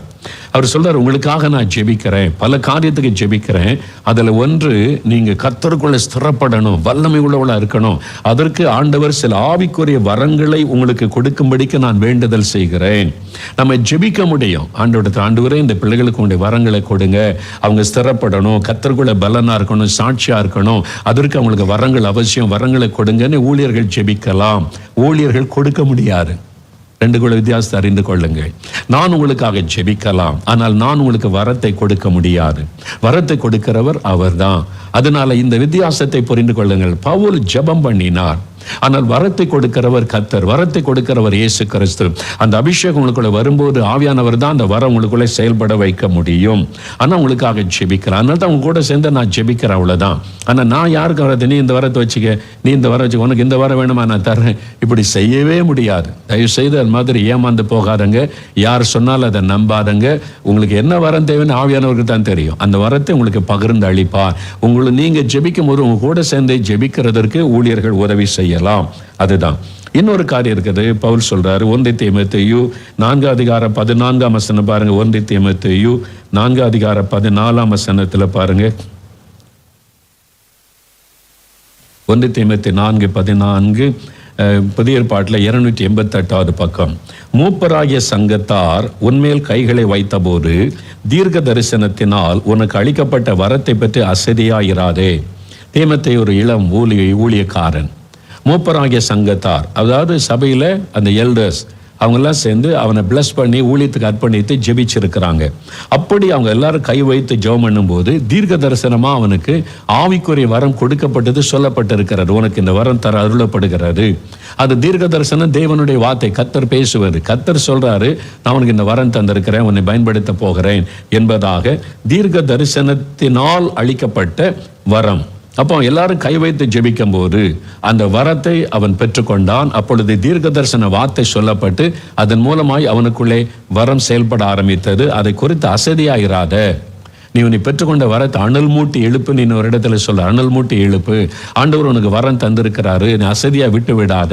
அந்த வரத்தை அனல் மூட்டி எழுப்பி நீ ஆண்டவருக்கு பிரயோஜனப்படணும் என்பதா எழுதுகிறார். அப்போ கை வைத்து ஊழியர்கள் ஜெபிக்கும் போதும், ஊழியர்கள் வேண்டுதல் செய்யும் போதும், ஊழியர்கள் கை வைத்து ஜெபிக்கும் போதும் ஆண்டவர் அந்த வரத்தை உங்களுக்குள்ளே கொடுக்க முடியும். வரத்தை ஊழியக்காரன் கொடுக்க முடியாது, கை வைக்கிறவங்க கொடுக்க முடியாது. அவங்க கரம் வைத்து ஜெபம் பண்ணும் போது தேவனிடத்திலிருந்து தான் அந்த வரம் வரும், இயேசுவனிடத்திலிருந்து தான் அந்த வரும். அபிஷேகத்தின் மூலமா தான் அந்த வரம் உங்களுக்குள்ள வருமே தவிர என் கரத்திலிருந்து யாருக்கும் வரம் பாஸ் ஆக முடியாது. அப்படி நீங்க நம்பாதங்க, அப்படி ஏற்றுக்கொள்ளாதங்க. உடனே எலியா மேல இருந்து விழுந்த சால்வை எடுத்துக்கொண்டா எலிசா அபிஷேகம் பெற்றுக்கொண்டாலும் சொல்லுவாங்க. அது என்டையர்லி டிஃபரெண்ட், அது வித்தியாசம். இங்க இயேசு தான், அவர் தானே பல்லவத்துக்கு எடுத்துக்கொள்ளப்பட்டு அவரை பாருங்க, அவரிடத்திலிருந்து தான் அந்த அபிஷேகம், அவரிடத்திலிருந்து தான் அந்த வரங்கள். அப்படிதான் பார்க்கணுமே தவிர நான் எலியாவாக்கும் உன்னை எலிசாவை அபிஷேகம் பண்றேன், என் வரம் எனக்குள்ள வருது பாரு, அப்படிலாம் கிடையாது. நிறைய பேர் உங்க வரம் எனக்குள்ள சிலர் வருவாங்க, பிரதர் எனக்கா ஜெபம் பண்ணுங்க, இருக்கு உங்க வரம் எனக்குள்ள வரணும், அதுக்கா ஜெபம் பண்ணுங்க பிரதர்பாங்க. நான் சொல்லுவேன், அது எதுக்கு உங்களுக்கு, நானே அறகுறையா இருக்கிறேன் ஐயா, நானே இன்னும் தேரணும், இன்னும் நிறைய கற்றுக்கொள்ளணும், இன்னும் ஆண்டு விட்டு அழுதழு ஜெபிச்சு முன்னேறி போய்கிட்டு இருக்கிறேன். நான் பெற்றுக்கொண்ட அனுபவம் உங்களுக்கு இருக்கு, இதை விட பெரிய அனுபவம் உங்களுக்கு வேணும் இல்ல, இயேசு கிறிஸ்துட்ட தான் இருக்கு. அவர் தான் பரிபூரணமானவர், அவருடைய அபிஷேகம் வேணும்னு கேளுங்க, அவர்கிட்ட வர எனக்கு வேணும்னு கேளுங்க, அதுதான் பெஸ்ட் என்பதாய் நான் சொல்லிக் கொடுப்பது உண்டு. அதுதான் உண்மை. நம்ம சில காரியத்தை வச்சுட்டு அதே நினைச்சு கொண்டிருக்கோம். பைபிளை சரியா அறிந்து கொள்ளுங்க. புதிய ஏற்பாட்டு காலத்தில் இயேசு கிறிஸ்துவன் இடத்திலிருந்து பழைய ஏற்பாட்டு காலத்தில் ஆண்டவர் தீர்க்கதரிசனை நடத்தின விதம் வேறு, புதிய ஏற்பாட்டில் தீர்க்கதரிசனை நடத்துகிற விதம் வேறு. நீங்க அதனால புதிய ஏற்பாட்டை நல்லா வாசித்து அறிந்து வசனத்தில் தேறினவர்களா இருங்க, சரியா? அதனால இப்ப என்ன செய்யணும், வரத்தை அறிந்து கொள்ளணும். அறிஞ்சு கொண்டீங்க, திருப்பி ஒருக்கா நீங்க யோசித்து பாருங்க, ஆண்டவர் பேசினதை ஒவ்வொரு வரத்தை குறித்தும் சில வரங்களை குறித்த புஸ்தகத்தை உங்களுக்கு அறிமுகப்படுத்தினேன்.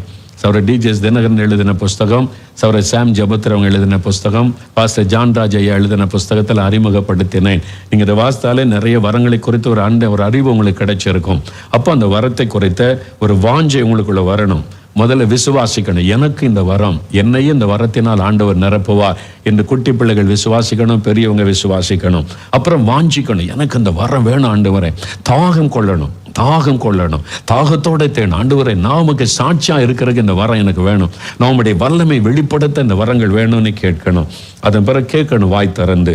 அதை கொடுப்பவர் ஜோதிகளின் பிதா இயேசு கிறிஸ்து, பரிசுத்த ஆவியானவர். இவங்க மேலதான் உங்க கண்கள் இருக்கணும். அவங்க உங்களை அபிஷேகம் பண்ண ஊழியர்களை கர்த்தர் பயன்படுத்தலாம்.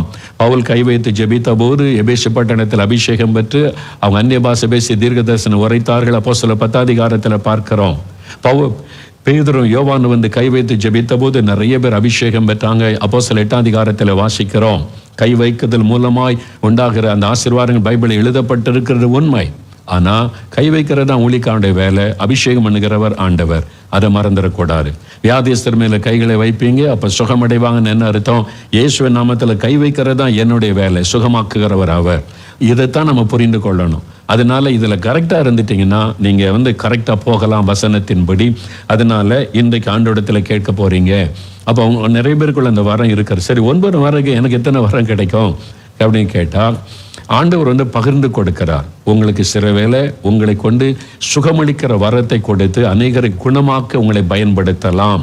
சிலருக்கு ஆண்டவர் தீர்க்க தரிசன வார்த்தைகளை கொடுத்து நீங்க ஆவில நிரம்பி ஜெபிக்கும் போது தீர்க்க தரிசன வார்த்தை வெளிப்படலாம். ஆரம்பத்துல உடனே பரிபூர்ணமா வந்துடாது. நீங்க ஆவில நிரம்பி ஜெபிக்கும் போது ஆவியான ஒரு ஏவி ஒரு வார்த்தை வெளிப்பட்டா சில 1-2 வார்த்தை தான் ஆரம்பத்தில் வெளி வரும். நீங்க அதை தைரியமா சொல்லிட்டீங்கன்னா அது நிறைவேறும். அதாவது நீங்க மாம்சத்துல சொல்லிடக்கூடாது. அதனால தான் எப்பொழுதும் பரிசுத்த ஆவியில நிறைந்து இருக்கணும். வேத வசனத்தை வாசிக்கணும், ஜெபிக்கணும், தேவனோட தொடர்புல கரெக்டா இருக்கணும். எப்ப அந்த பரிசுத்த ஆவியில நிறைந்து ஆவியானவர் கொடுக்கிற ஏவுதல்ல ஒரு வார்த்தை வந்தா அதான் தீர்க்க தரிசனம். நீங்களா மனசுல தோன்றதெல்லாம் சொல்லிடக்கூடாது. அப்ப மாம்சத்துக்கு இடம் கொடுத்துட்டீங்கன்னு அர்த்தம் நீங்க தேவனுடைய ராஜ்யத்தை டேமேஜ் பண்ணிடுவீங்க. ஆசீர்வாதத்தை கொண்டு வரதுக்கு பதிலாக பாதிப்பை உண்டாக்கிடுவீங்க. அதுக்கு இடம் கொடுத்துடக்கூடாது. அப்போ ஆவியினால நிரப்பப்பட்டு ஏவப்பட்டு தான் சொல்லணும். அப்போ உங்க மூலமா தெய்வ வார்த்தை வெளிப்படுதுன்னா நீங்க அறிந்து கொள்ளலாம் உங்களுக்கு தீர்க்க தரிசன வரத்தை தேவன் தருகிறார் என்று. உடனே அதை குறித்து நிறைய ஆராய்ச்சி பண்ணுங்க. பைபிள் எங்க இருக்கு, தீர்க்க தரிசனம் எப்படி சொன்னாங்க, ஆண்டவர் அதை எனக்கு பரிபூர்ணமா சொல்லித்தாரும் கற்றுத்தாருன்னு அதுல நீங்க கிருபையை பெருக்கிக்கொள்ளணும், காத்திருந்து ஜெபிக்கணும், அறிந்து கொள்ளணும், அனல் மூட்டி எடுப்பணும், ஆவில நிரம்பி அந்நிய பாஷையில ஜெபிக்கணும். அந்த வரம் கொஞ்சம் கொஞ்சமா உங்களுக்குள்ள பெருக ஆரம்பிக்கும். அப்புறம் பாத்தீங்கன்னா நீங்க தரிசனம் கண்டு தீர்க்கதை சொல்லுவீங்க. அப்படியே கர்த்தர் காண்பித்து சொல்ல வைப்பாரு, தெளிவா உங்களோட பேசி சொல்ல வைப்பாரு. ஆனா ரொம்ப கவனமா இருக்கணும் இந்த காரியத்துல, சரியா? சுகமளிக்கிற வர சில நீங்க ஜெபிப்பீங்க, சுகமாயிருவாங்க. உங்களுக்கு ஆச்சரியமா இருக்கு, என்னடா நான் ஜெபிச்சவங்க சுகமாயிட்டாங்க. அப்ப சுகமளிக்கிற வரம் உங்க மூலமா கிரியை செய்துன்னு அர்த்தம். தேவன் இந்த வரத்தை கொடுத்து உங்களை பயன்படுத்துகிறாருன்னு அர்த்தம். நீங்க அதை குறித்து அறிந்து கொள்ளுங்க. இயேசு எப்படிலாம் சுகமாக்குனாரு, வியாதியஸ்தரை குணமாக்கும் போது எப்படிலாம் செயல்பட்டாரு, ஆண்டவரே எனக்கு சொல்லிக் கொடுங்க, கற்றுக் கொடுங்க, இந்த வரம் எனக்குள்ள பரிபூர்ணமா கிரியை செய்யணும்.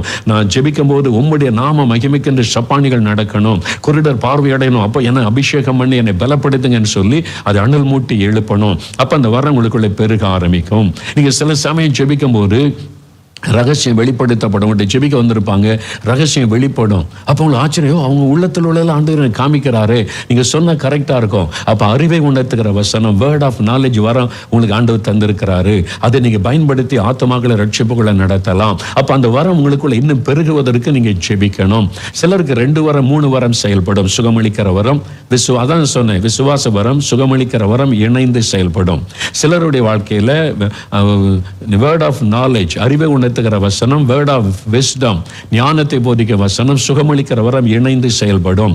இப்படி சில வரங்கள் இணைந்து செயல்படும். அப்ப ஆவிகளை பகுத்தறிகிற வரம், விசுவாச வரம் இணைந்து செயல்படும் போதுதான் பிசாசு கட்டில் இருக்கிறவங்க விடுதலை அடைவாங்க. அதனால அறிந்து கொள்ளுங்க. அதனால பிசாசை துரத்துவது வரம் அல்ல, அது அதிகாரம். எல்லாருக்கும் விசுவாசிகள் கொடுக்கப்பட்ட அதிகாரம். ஆவிகளை பகுத்தறிகிறதா வரம். அந்த வரம் செயல்பட்டாலே பிசாசு உங்களுக்கு கண்டு பயப்பட ஆரம்பிச்சிடும். ஆவிகளை பகுத்தறிகிற வரம் உங்களுக்குள்ள செயல்பட ஆரம்பிச்ச உடனே அறிந்து கொள்ளுங்க, எந்த பிசாசு உங்க முன்னால் நிற்க முடியாது, நடுங்க ஆரம்பிச்சிடும். ஏன்னா அந்த வரத்தின் மூலமா சாத்தானுடைய ரகசியம் உங்களுக்கு தெரிஞ்சிடும். இந்த ஆவி என்ன ஆவி, எங்கிருந்து வருகிறாரு, எப்படி இவங்களுக்குள்ள வந்தது. நீங்க அதுகிட்ட பேச மாட்டீங்க. நீ யார் ஒன்று வந்தப்பனா நீ எப்படி வந்த, உன் பேர் என்ன, அப்படிலாம் பேசாதுங்க. பிசாசு கிட்ட அட்ரஸ் கேட்காதுங்க. அது உண்மையான அட்ரஸ் எல்லாம் சொல்லாது. இந்த மாதிரி தப்பெல்லாம் பண்ணாதுங்க. அசுத்தாவை பிடிச்சிருக்கிறா, கர்த்தர்கிட்ட கேளுங்க, ஆண்டவரே இந்த ஆவி எங்கிருந்து வந்துச்சு, ஏன் இவங்க இந்த ஆவியில கஷ்டப்படுறாங்க, இது என்ன ஆவின்னு கேட்டா நீங்க ஆவிகளை பகுத்தறிகிற வரம் பெற்றிருந்தா நிமிஷத்துல கண்டுபிடிச்சிருவீங்க. அந்த வரம் கிரியை செய்த உடனே இந்த ஆவி எந்த ஆவி, எங்கிருந்து வந்துச்சு, எப்படி உங்களுக்குள்ள வந்துச்சு, அது விடுதலை ஆகினா என்ன செய்யணும் கரெக்டா உங்களுக்கு தெரிஞ்சிடும். நீங்க அதை சொன்ன உடனே பிசாசு நடுங்கி ஓட ஆரம்பிச்சிடும். அதனால இதெல்லாம் நீங்க அறிந்து கொள்ளுங்க. அதனால அந்த வரம் செயல்பட ஆரம்பிச்ச உடனே தேவனுடைய வல்லமை வெளிப்பட ஆரம்பிக்கும். ஆனா எல்லா வரமுமே எதுக்கு தெரியுமா? உங்களை பெருமைப்படுத்துறதுக்கு இல்லை. நல்ல கவனம் செலுத்துங்க. அங்கதான் சாத்தான் வீழ்த்துறதுக்கு பார்ப்பான், பெருமையை கொண்டு வருவான். நீங்க ரகசியம் வெளிப்பட்டுட்டு தீர்க்க தரிசனம் நிறைவேறிட்டு அற்புதம் நடந்துட்டுன்னு சொன்ன உடனே உங்களை புகழுவாங்க, உங்களை தேடி வருவாங்க. ஐயோ நீங்க தான் கடவுள், எங்களுக்கு கடவுளுக்கு அப்புறம் அப்படிலாம் சொல்லுவாங்க. மயங்கிறாதங்க, உள்ளத்துக்குள்ள ஏற்றுக்கொள்ளாதங்க. ஸ்டாப். இயேசு இயேசு இயேசு, அவரை மட்டும் உயர்த்தி காண்பீங்க. உங்களை மறைத்து கொள்ளுங்க, கவனம் செலுத்துங்க. ஏன்னா அந்த வரங்கள் எல்லாமே ஜனங்களை இயேசுவின் பக்கமாய் திருப்புவதற்கு தானே தவிர ஜனங்களை நம்பக்கம் திருப்புவதற்கு வரங்கள் அல்ல. அது எப்பவும் மைண்ட்ல கொள்ளுங்க. இயேசுவை மகிமைப்படுத்துவதற்கு தான் வரமை தவிர நம்மை பெருமைப்படுத்திக் கொள்வதற்கு வரம் அல்ல. கவனம் செலுத்துங்க. அதுல தான் நமக்கு சோதனை, நம்ம மனிதர்கள், அந்த சோதனை வரும். அதற்கு நீங்க எவ்வளவு தனிப்பட்ட முறையில் இயேசுவின் பார்த்தல காத்திருந்து டெய்லி வசனத்துக்கு முன்னால காத்திருந்து ஜெபிக்க ஜெபிக்க ஜெபிக்க தான் அந்த தாழ்மை வரும். நீங்க அதுல சாத்தானை ஜெயிக்க முடியும். இல்ல பெருமையில வீழ்த்திடுவான். பெரிய பெரிய ஊழியக்காரங்கள் எல்லாம் சாத்தான் பெருமையில வீழ்த்தி விட்டான். தேவனால் பலத்த அற்புதங்களை செய்யும்படி பயன்படுத்தப்பட்ட பிரபலமான ஊழியர்களை எல்லாம் சாத்தான் பணத்திலையும் பெருமையிலையும் வீழ்த்தி விட்டான். நீங்க கவனம் செலுத்தாட்டா பிசாசு வீழ்த்திடுவான். நீங்க ரொம்ப கவனமா இருக்கணும். உங்களை தாழ்த்தி ஆண்டு விட்ட போய் நான் ஒவ்வொரு நற்செய்தி கூட்டத்தில் பிரசங்கம் பண்ணி முடிச்சு சாட்சியெல்லாம் சொல்லி மக்கள் வந்து ஆண்டவரை மகிமைப்படுத்தலாம் பார்த்தோன்னு ஒரு சந்தோஷம் வரும். ரூமுக்கு போன உடனே ஆண்டவரை பார்த்தல போய் நான் ஆண்டவரே இதில் இந்த அற்புதத்துக்கு எனக்கு சம்பந்தம் இல்லை, நீங்க தான் அற்புதம் செய்றீங்க, நீங்க தான் ரட்சித்தீங்க, நீங்க தான் சுகமாக்குனீங்க, நீங்க தான் விடுதலை கொடுத்தீங்க, எல்லா மகிமை உமக்கு ஆண்டவரே, நம்முடைய வேலைக்காரன் அவ்வளவுதான், நீர் பயன்படுத்தின ஒரு இன்ஸ்ட்ருமெண்ட் அவ்வளவுதான் ஆண்டவரே, என் ஒப்பு கொடுத்து ஜெபிச்சிருவேன். இன்றைக்கும் அதை பின்பற்றுகிறேன். கவனமா இருங்க. அப்பதான் தேவன் உங்களை குறித்த மகிழ்ச்சியோடு இன்னும் வல்லமையா பயன்படுத்துவார். அதனால அந்த வரங்கள் உங்கள் மூலமாய் செயல்பட ஆரம்பிக்கும் போது உங்களை ரொம்ப தாழ்த்துங்க. மக்கள் உங்க பக்கம்தான், அது இயற்கை. உங்க மூலமா ஆண்டவர் அற்புதம் செய்த உடனே மக்கள் வருவாங்க, புகழுவாங்க. ஆனா நீங்க அதை மனசுல உள்ளத்துக்குள்ள ஏற்றுக்கொள்ளக்கூடாது. சரி, அவங்க மனிதர்கள், அவங்க அப்படிதான் சொல்லுவாங்கன்னு சொல்லணும். அதெல்லாம் நாங்கள் இயேசு தாங்க அற்புதம் செய்தார், அவரை மகிமைப்படுத்துங்கன்னு நம்ம தான் சொல்லி அனுப்பணும். அதில் கவனம் செலுத்தணும். சரியா? ஆந்திர மக்கள் இருக்காங்களே, ரொம்ப இன்னசென்ட் பீப்புள். தமிழ் மக்களை விட ஆந்திர மக்களுடைய மனநிலை ரொம்ப வித்தியாசமானது. ஒரு சமயம் ஆந்திரா ஊழித்து போயிருந்த ஒரு பட்டணத்தில் முதல் முறை பலத்த அற்புதங்களை ஆண்டவர் செய்தார். 3 நாள் கூட்டத்தில் பலத்த அற்புதங்கள், ஜனங்கள் சுகமாகி ஏன்னா அந்த மக்கள் சொல்றது அப்படியே விசுவாசிப்பாங்க. அந்த மக்களுடைய இருதயம் அப்படிப்பட்டது. ஆந்திர மக்கள் அப்படியே விசுவாசித்து ஏற்றுக்கொள்வோம். அதனால் ஆண்டவர் அற்புதம் செய்தார். அதனால பாருங்க, அந்த மக்கள் என்னை ஸ்டேஜுக்கு என்னை கொண்டு வருவது பெரிய கஷ்டமாய் போச்சு. ஜனங்கள்லாம் நெரிச்சிட்டாங்க, கையை பிடிச்சு இழுப்பாங்க, அது பிடிச்சு இழுப்பாங்க என்னை தொடணும்னு சொல்லி. ஆனால் எல்லாரும் ஜெபிக்கணும். கடைசி நாள் கூட்டம், மைதானம் ஃபுல் ஆட்கள், பல கிராமத்துல இருந்து வண்டியிலெல்லாம் ஜனங்க வந்திருக்கிறாங்க, அங்கேயே தங்கி இருக்கிறாங்க. அவங்க சொன்னாங்க, கூட்டம் நடத்துறவங்க ஜனங்க தாகத்தோடு இருக்கா, நீங்க அவங்களுக்காக தனிப்பட்ட முறையில் ஜெபிப்பீங்கன்னு சொல்லி. ஆனால் அந்த மக்களை பார்த்து அவங்க கடவுள் நீங்கள் தான், கடவுளுக்கு அப்புறம் நீங்கள் தான், அப்படி கடவுள்னு சொல்லாதங்கன்னா கடவுளுக்கு அப்புறம் நீங்கள் தான் நிறுவாங்க. அது கூட தவறு. நான் ஒரு வேலைக்காரன், இயேசுடைய வேலைக்காரன், அவ்வளோதான். அதுதான் நம்ம உணர்ந்து கொள்ளணும் விசுவாசிகள். இப்போ என்ன பண்ணுறது? அப்போ இந்த மக்களும் தாகத்தோடு இருக்கிறாங்க, ஆனால் இவங்க மனிதனை கடவுளாக்குற சுபாவத்தில் இருக்காங்களே, என்ன பண்ணுறது? அப்போ ஆண்டவர் சொன்னார், இந்த மக்களோட பேசு, அவங்க அறியாமை அதை நீ தெரியப்படுத்து. நான் சொன்னேன், கூட்டம் முடிஞ்சிட்டு ஹோல் க்ரௌடு நிற்கிறாங்க மைதானத்தில், எல்லாரும் வெயிட் பண்ணுங்க, நான் எவ்வளோ நேரம்னாலும் உங்களுக்கு நான் ஜெபம் பண்ணுறேன், தனிப்பட்ட முறையில் உங்களுக்காக நான் கை வைத்து ஜெபிச்சுட்டு போகிறேன், நீங்கள் விரும்புகிறீங்க, ஆனால் ஒரு கண்டிஷன். அவங்க எல்லாம் கவனமாக கேட்டாங்க. நான் சொன்னேன், நான் ஒரு மனிதன், நான் கடவுள் அல்ல, இயேசு தான் ஆண்டவர், அவர் பயன்படுத்துகிற ஒரு கருவி. அதனால நீங்கள் என்னை தொட்டு கும்பிடுவதோ என் காலில் விழுவதோ செய்யக்கூடாது, அது பாவம். தெளிவாக பேசுகிறவங்ககிட்ட ஆண்டவர் சொல்ல சொன்னார், மனுஷனுடைய காலில் விழுந்து அவனை கடவுளை மாதிரி வணங்குவது பாவம். ஊழியக்காரனை கனப்படுத்தலாம், தோத்திர சொல்லலாம், தொட்டு கும்பிடக்கூடாது, காலில் விழுந்து கும்பிடக்கூடாது, வாழ்த்துதல் சொல்லலாம். சில வட இந்தியாவில் பெற்றோரை கனப்படுத்த தகப்பன்மாருடைய காலை அப்படி தொடுவாங்க பிள்ளைகள். அது கனப்படுத்தும். அது அந்த கனப்படுத்த கடவுளாக வணங்குவதல்ல. அது ரெண்டுக்கு வித்தியாசம் இருக்கிறாரு. அது உங்களுக்கு தெளிவுபடுத்தி நான் ஜெபிப்பேன். ஆனால் நீங்கள் யாரையும் காலில் விழக்கூடாது, தொட்டு கும்பிடக்கூடாது, நீங்கள் விசுவாசத்தோட இயேசுவை தான் கூப்பிடணும், நான் கை வைத்து ஜெபிப்பேன். அப்படின்னா நான் உங்களோட இருந்து ஜெபிக்கல, நான் போய்கொண்டே இருப்பேன்னு சொன்னேன். எல்லா ஜனங்களும் ஒத்துக்கொண்டாங்க. அதன் பிறகு தான் நான் ஸ்டேஜை விட்டு இறங்கி அந்த மக்கள் மத்தியில் போனேன். அவங்க அப்படியே நடந்து கொண்டா, கையை கூப்பி இயேசுவே இயேசுவே இயேசுவேன்னு தான் ஜெபம் பண்ணாங்க. அவங்களுக்கு பல மணி நேரம் ஜெபிக்க ஆச்சுது. அதனால நம்ம தான் கவனமாக இருக்கணும். தேவனால் பயன்படுத்துகிற ஊழியர்கள் தான் கவனமாக இருக்கணும். அதனால் அவங்க நம்ம தொட்டு வணங்க நம்ம இடம் கொடுக்கக்கூடாது. அவங்க அறியாமை, மக்கள் உணர்ச்சி வசப்பட்டு அற்புதம் நடந்தோன்னு அப்படி செய்வாங்க. நம்ம தான் அவங்களுக்கு விளக்கி சொல்லணும். ஆனால் தேவன் உங்களை பயன்படுத்தும் போது நீங்கள் ரொம்ப கவனமாக இருக்கணும். வரங்கள் உங்கள் மூலமாக வெளிப்படும். இப்போ நம்ம ஜெபிக்கலாமா? எல்லாரும் எழுமி நில்லுங்க, ஜெபிக்கலாம். இப்போ நிறைய தெரிந்து கொண்டீங்களா எல்லா கருத்து ஒரு 5 நிமிடம் ஜெபிக்க போகிறோம். இதே நிலைமையில் இன்றைக்கு ராத்திரி அரை மணி நேரம் நீங்கள் போய் இந்த மாதிரி ஜெபிக்கணும். நான் விசுவாசிக்கிறேன், இந்த வரலாம் எனக்கு தான், எனக்கு தாங்க, எனக்கு என்ன வரத்தை தந்திருக்கிறீங்க, அதன் மூலமாக வெளிப்படணும், என்னை பயன்படுத்த ஆண்டவரை சுகமளிக்கிற வரம் அல்லது அற்புதங்களை செய்கிற சக்தி, ஆவிகளை பகுத்தறிகிற வரம், என்ன வரம்னு நீங்க அறிந்து கொள்ள. எந்த வரம் மேலோங்கி நிற்குதோ தேவன் அதில் தான் உங்களை பயன்படுத்த போறார்னு அர்த்தம். அதை குறித்து நல்லா அறிந்து கொள்ளுங்க. அதுக்காக காத்திருந்து ஜெபிங்க, வசனத்தை தியானிங்க, அந்த அபிஷேகத்தில் நிறைந்திருங்க. ஒவ்வொருவருக்கும் ஒவ்வொரு விதமான வரங்களை பகிர்ந்து கொடுத்து பயன்படுத்துவார். ஜெபிக்கலாமா? எல்லா எளிமை நில்லுங்க, எல்லாம் கரந்தட்டி ஒரு பாடல் பாடி நாம் ஜெபிக்க போகிறோம். ஒரு 5 நிமிடம் தான். இப்ப நல்லா அறிந்து கொண்டீங்க, ஆண்டவரே இந்த வரங்கள் எனக்கு ஒவ்வொருவரும் கேளுங்க. வயதான தாயார் தகப்பனார் உங்களுக்கு இந்த வரம் நீங்க கேளுங்க. நீங்க ஜெபிக்கும் போது அநேக சுகம் அடைவாங்க. நீங்க ஏன் உங்களை பற்றி தாழ்வா நினைக்கிறீங்க? ஐயோ நான் தகுதி இல்லை நீ நினைக்கிறீங்கல்ல, அதுதான் நீங்க வரத்தை பெறுவதற்கு தகுதி இல்லை அப்படி நினைக்கிறத ஆண்டவர் எதிர்பார்க்கிறார். ஒப்பு கொடுங்க, என்னை பயன்படுத்துங்க, நான் உமக்காக ஏதாவது செய்யணும் ஆண்டவரே, என்னை கொண்டு ஒரு ஆளையாவது அற்புதம் சுகமாக்குங்க, என் மூலமா ஒரு பிசாசு பிடிச்சவங்களுக்கு அது விடுதலை கொடுங்க, என்னை பயன்படுத்துங்க கேளுங்க. குட்டி பிள்ளைகள் ஜெபம் பண்ணுங்க, எல்லாம் ஜெபிக்கலாமா? எல்லாம் எழுமி நில்லுங்க, கேட்கலாம். ஆண்டவரே எனக்கு இந்த வரம் எனக்குரியது, எனக்கு தான் இந்த வரத்தை சம்பாதிச்சிங்க, இந்த வரத்தை கொடுங்க, என்னை பயன்படுத்துங்க கேளுங்க, நாம் ஜெபிக்கலாம். என்னை ஆவியின் வரங்களால் அபிஷேகம் செய்திடும் ஆவியானவரே, என்னை ஆவியின் வரங்களால் அபிஷேகம் செய்திடும் ஆவியானவரே, ஆவியானவரே, அன்பின் ஆவியானவரே, கேளுங்க, ஆவியானவரே, அன்பின் ஆவியானவரே, என்னை வல்லமை வரங்களால் அபிஷேகம் செய்திடும் ஆவியானவரே, என்னை வல்லமை வரங்களால் அபிஷேகம் செய்திடும் ஆவியானவரே, ஆவியானவரே, ஊழியர்கள் கேளுங்க, ஆண்டவரே என்னை நிரப்பும், இந்த வரங்களினால் நிரப்பும், வல்லமையினால் நிரப்பும் கேளுங்க, அபிஷேகத்தினால் நிரப்பும், என்னை நிரப்பும் ஆண்டவரே, கிருபையின் வரங்களால் அபிஷேகம் செய்திடும் ஆவியானவரே, நிரப்புங்க, ஒவ்வொருவரை நிரப்புங்க, ஆட்கொள்ளுங்க ஆண்டவரே,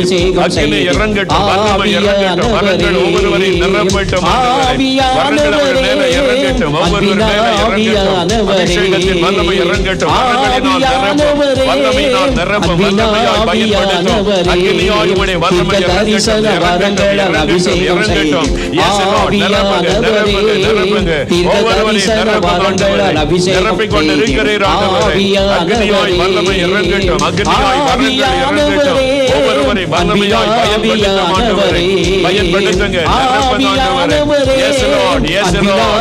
ஆவியானவரே, என்னை அக்கினி வரங்களால் அபிஷேகம் செய்யும்.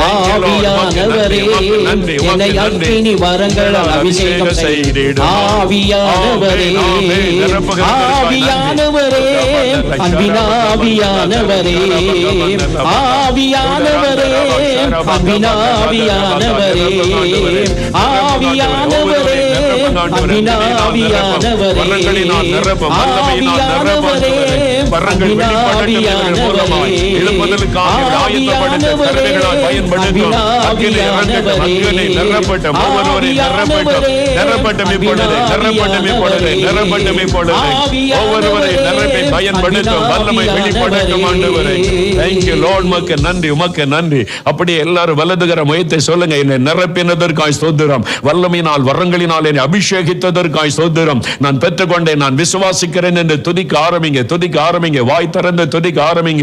நீங்க கேட்டீங்க, ஆண்டவர் தந்து விட்டார். கேட்கிற எவனும் பெற்றுக்கொள்ளுகிறான். நீங்க கேட்டதை பெற்றுக்கொண்டீங்க. விசுவாசத்தோடு எனக்கு தந்து விட்டதற்காய் ஸ்தோத்திரம். வல்லமை வரங்களை தந்து விட்டீர். என் மூலமா இயேசுவின் நாம மகிமைப்பட போகிறதற்காய் ஸ்தோத்திரம்னு சொல்லுங்க.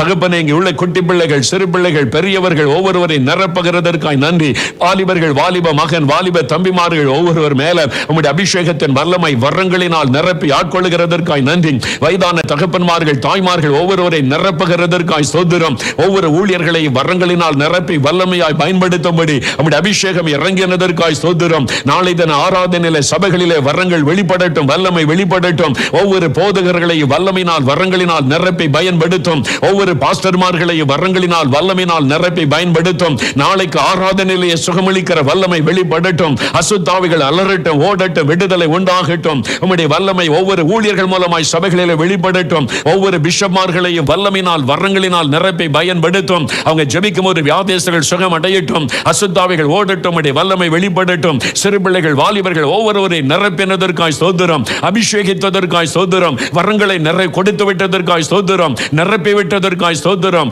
இந்த வரங்கள், வல்லமைகள் பலமாய் வெளிப்படட்டும். அவளதில் தேறினவர்களாய் மாறும்படி பலப்படுத்தும். அனல் மூட்டி எழுப்ப கிருபை தாரும். தாழ்மையோடு நடந்து கொள்ள உதவி செய்யும். இயேசுவை மகிமைப்படுத்த உதவி செய்யும். ஆத்துமாக்களை உமக்குள் நேராக நடத்த கிருபை தாரும். உம்முடைய கரத்தில் அர்ப்பணித்து விட்டோம். தகப்பனே, உம்முடைய வல்லமினால் வரங்களினால் நிரப்பி விட்டீர். எழுப்புதல் காலத்தில் இவர்களை வல்லமையாய் பயன்படுத்த போகிறீர். ஒவ்வொரு பாஸ்டர்மார்களையும், போதகர்களையும், பிஷப்மார்களை பயன்படுத்த போகிறீர். ஒவ்வொரு சிறு பிள்ளைகள், வாலிபர்கள், பெரியவர்கள் எல்லாரையும் பயன்படுத்த போகிறீர். உமக்கு ஸ்தோத்திரம், ஸ்தோத்திரம், ஸ்தோத்திரம்.